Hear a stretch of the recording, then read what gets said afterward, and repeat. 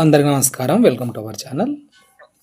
5th class entrance నోటిఫికేషన్కు సంబంధించి BC welfare, tribal welfare, social welfare, అదేవిధంగా జనరల్ రెసిడెన్షియల్ స్కూళ్ళకు సంబంధించి అన్నింటికి సంబంధించి ఒకే కామన్ ఎంట్రన్స్ టెస్ట్ నోటిఫికేషన్ అనేది విడుదల కావడం జరిగింది. 2025-26 విద్యా సంవత్సరానికి సంబంధించి దీనికి సంబంధించిన ఎలిజిబిలిటీ ఏంది, ఫీజు ఎంత, ఎన్ని స్కూళ్ళు, సెలెక్షన్ ప్రాసెస్ ఏ విధంగా ఉంటుంది, సంబంధించిన పూర్తి వివరాలు ఈ వీడియోలో చూద్దాం.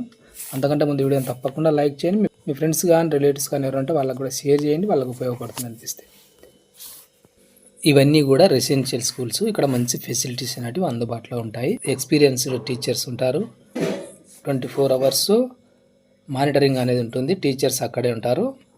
అదేవిధంగా ఐఐటి, ఎన్ఐటి, నీట్, ఎంసెట్కి సంబంధించి కూడా ఇక్కడ కోచింగ్ ఇవ్వడం అనేది జరుగుతుంది. ఈ స్కూళ్ళ నుండి ఎంబీబీఎస్, బీడీఎస్కు సంబంధించి సెలెక్ట్ అయిన విద్యార్థులు కూడా చాలామంది ఉన్నారు.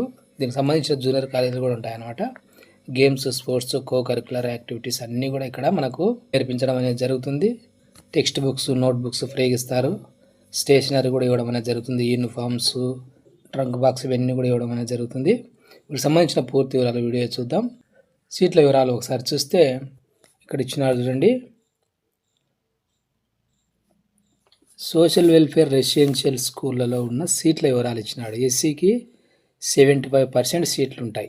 అంటే ఎగ్జాంపుల్ 100 సీట్లు ఉంటే 70 సీట్లు వాళ్ళకు ఉంటాయి. ఎస్టీలకు 6%, బీసీలకు 12%, ఎస్సీ కన్వర్టెడ్ క్రిస్టియన్కు 2%, ఓసీకి 2%, ఈడబ్ల్యూఎస్ అనమాట మైనారిటీకి 3% ఇవ్వడం అనేది జరుగుతుంది. అదేవిధంగా ఇంకా ట్రైబల్ వెల్ఫేర్కి సంబంధించి ఒకసారి చూస్తే అంటే 12% ఎస్సీలకు ఉంటాయి ఆ స్కూళ్ళలో సీట్లు. 64% ఎస్టీలకు, 10% ఎస్టీ ఏజెన్సీ ఉంటారు కదా వాళ్ళకు, 5% వచ్చేసి బీసీలకు, అదేవిధంగా 3% వచ్చేసి ఓసీ ఈడబ్ల్యూఎస్కు, 3% వచ్చేసి ఫిజికల్లీ హ్యాండిక్యాప్డ్, తర్వాత ఏజెన్సీ ఎంప్లాయీస్కి వచ్చేసి 3% ఇవ్వడం అనేది జరిగింది.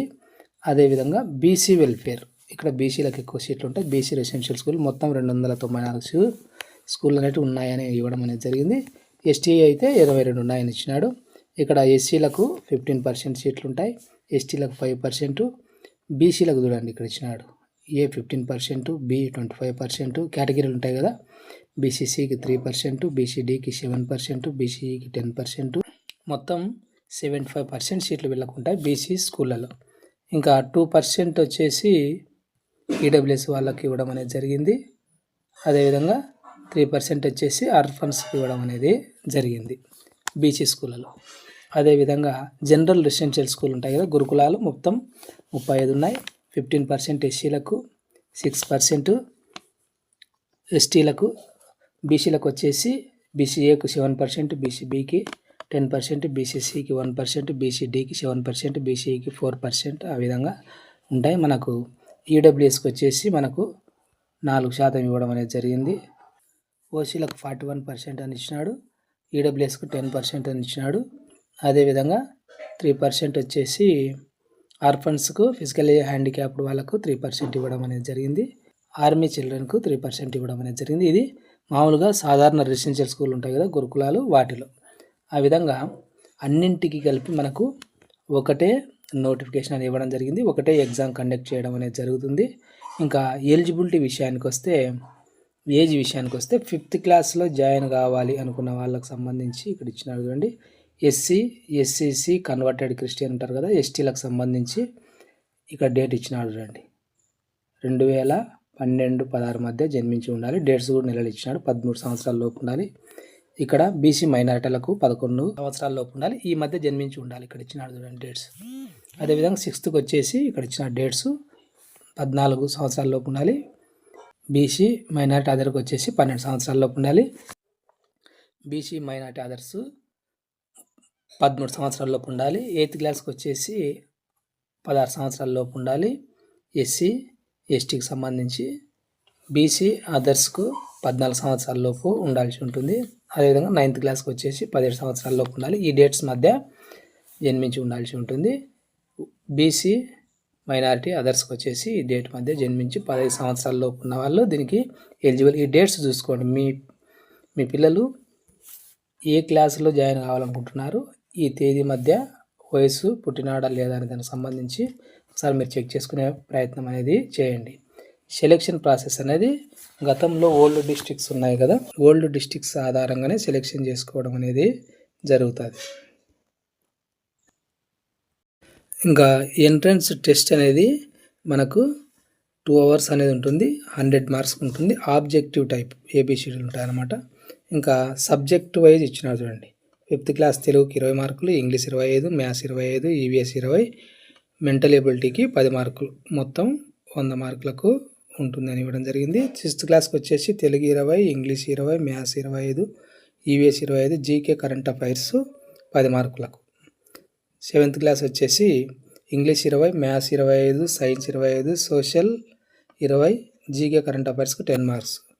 తర్వాత 8th 9th వచ్చేసి English 20, maths 25, physical science 13, biological science 12, social 20 మార్కులకు, జీకే అండ్ కరెంట్ అఫైర్స్కి సంబంధించి 10 మార్కులకు ఇవ్వడం అనేది జరిగింది. అది ఏ సబ్జెక్టుకు ఎన్ని మార్కులు అనే దానికి సంబంధించి మనకు హోమ్ మార్క్ షీట్ ఇవ్వడం అనేది జరుగుతుంది, బబుల్ చేయాల్సి ఉంటుంది. ఇంకా క్వశ్చన్ పేపర్ అనేది తెలుగు మరియు ఇంగ్లీష్ మీడియం 2 మీడియంలలో ఉంటుంది. మనం చక్కగా అర్థం చేసుకొని రాసుకోవడానికి అవకాశం అనేది ఉంటుంది. ఇంకా ఎంట్రన్స్ టెస్ట్ సెంటర్ అనేది మనకు చెప్పడం అనేది జరుగుతుంది. తర్వాత సెలెక్షన్ అనేది ఏ విధంగా ఉంటుంది అనేది చూస్తే మెరిట్ మీద ఆధారపడి ఉంటుంది, వచ్చిన మార్కుల ఆధారంగా. అదేవిధంగా రిజర్వేషన్ స్పెషల్ కేటగిరీ ఉంటే దాన్ని కూడా పరిగణలోకి తీసుకోవడం అనేది జరుగుతుంది. అంటే మైనారిటీస్ కానీ, ఆర్ఫన్స్ కానీ, ఆర్మీ పిల్లలు కానీ, ఎస్టీ కానీ, ఏజెన్సీ ఏరియాకి సంబంధించి ఈ విధంగా తీసుకోవడం అనేది జరుగుతుంది. ఇద్దరికి ఒకటే మార్క్స్ వస్తే ఆయా సబ్జెక్టులలో చూసి వాళ్ళను సెలెక్ట్ చేసుకోవడం అనేది జరుగుతుంది. ఇంకా అప్లికేషన్ ఎలా అప్లై చేసుకోవాలి అనే దానికి సంబంధించి చూస్తే ఇక్కడ వెబ్సైట్లు ఇచ్చినారు చూడండి. ఈ వెబ్సైట్లలో మనం ఏదో ఒక దాంట్లో వెబ్సైట్లోకి వెళ్ళి చేసుకోవచ్చు.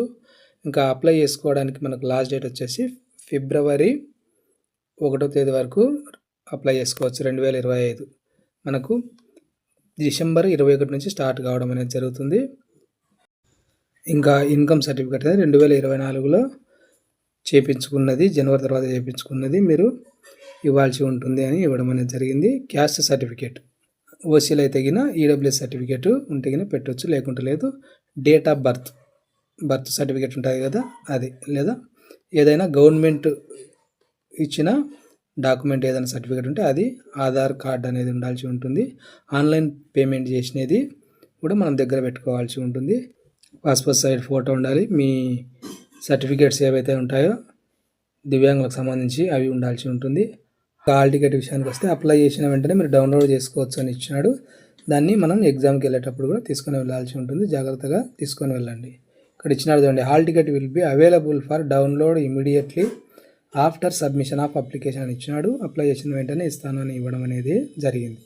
ఆన్లైన్లో అప్లై చేసుకోవాల్సి ఉంటుంది.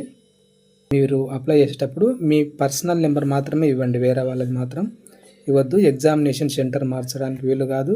అప్లై చేసిన తర్వాత మీ డీటెయిల్స్ కూడా మార్చడానికి వీలు అనేది కాదు, కాబట్టి మీరు జాగ్రత్తగా చేసుకోవాల్సి ఉంటుంది. ఎంట్రన్స్ టెస్ట్ రాసినంత మాత్రాన సీటు ఖచ్చితంగా రాదు, మీకు వచ్చిన మార్కులను బట్టి మెరిట్ ఆధారంగా ఇవ్వడం అనేది జరుగుతుంది. ఇంకా మీకు ఏదైనా డౌట్ ఉంటే ఇక్కడ నెంబర్లు ఇచ్చినాడు చూడండి, వీటికి ఫోన్ చేసి మనం కనుక్కోవచ్చు. ఇక్కడ మెయిల్ ఇచ్చినాడు, అదేవిధంగా నెంబర్లు కూడా ఇవ్వడం అనేది జరిగింది. సోషల్ వెల్ఫేర్కి సంబంధించి, రెసిడెన్షియల్ స్కూళ్ళకి సంబంధించి, ట్రైబల్ వెల్ఫేర్కి సంబంధించి, బీసీ వెల్ఫేర్కి సంబంధించి ఇవన్నీ కూడా నోట్ చేసుకొని మీకు ఎలాంటి డౌట్ ఉన్నా కానీ ఫోన్ చేసి కనుక్కోవచ్చు. ఇంకా దీనికి సంబంధించిన ఏమైనా అప్డేట్స్ ఉంటే ఎప్పటికప్పుడు అందిస్తాను. అప్డేట్స్ మిస్ కాకుండా ఉండడానికి ఛానల్ను సబ్స్క్రైబ్ చేసుకొని పక్కన బెల్ ఐకాన్ క్లిక్ చేసి ఆల్ ఆప్షన్లో పెట్టుకోండి. ఈ వీడియో మీకు ఉపయోగపడుతుంది అనిపిస్తే తప్పకుండా లైక్ చేయండి. మీ ఫ్రెండ్స్ కానీ రిలేటివ్స్ కానీ షేర్ చేయండి, వాళ్ళకి ఉపయోగపడుతుంది అనిపిస్తే. Thank you.